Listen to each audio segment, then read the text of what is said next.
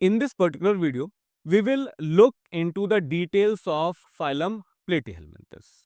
Now, coming to the common name, this particular phylum, it is known by the name of flatworms. So, if we look into the name, the term platy, this platy term refers to flat-like body, and helminthes means the worms, and that is why these are called as flatworms, and their body is dorso-ventrally flattened. So we are talking about platyhelminthes, commonly known as flatworms. First, coming to the habitat. Now these organisms are mostly endoparasites. These can be endoparasitic in humans as well, present in our body also. So mostly are endoparasites, so definitely few will be free living.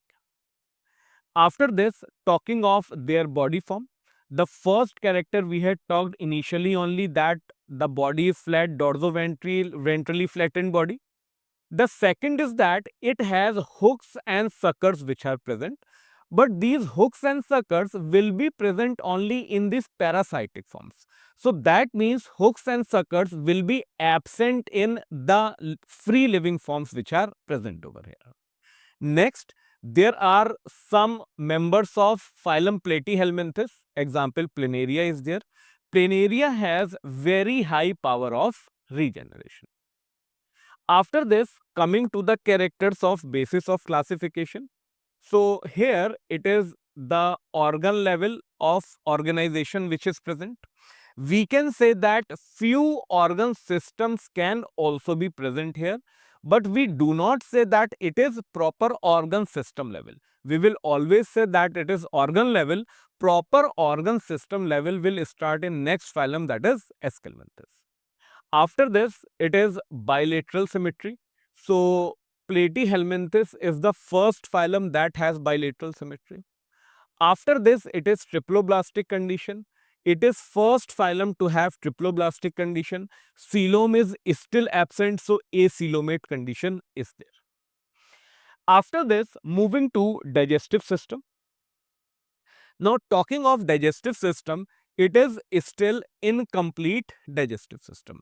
So, if we remember, incomplete digestive system is started from Coelenterata, it was same in Ctenophora, and the same incomplete digestive system that is having a single opening is present here in the case of Platyhelminthes as well. But in this case, one particular example of tapeworms have to be considered. Not in the case of tapeworms, just to be noted that it is not flatworm, it is tapeworms that we are talking about. Now, tapeworms absorb nutrients from the host directly through their body surface.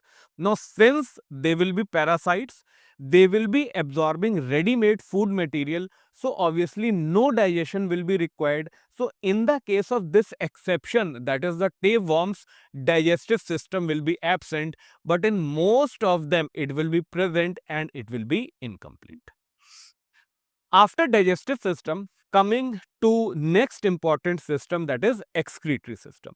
Now, till now, that is in Porifera, Coelenterata and Ctenophora, excretory system was absent, and it first comes in phylum Platyhelminthes, and the system, excretory system, is called as flame cells, or it is called as protonephridia.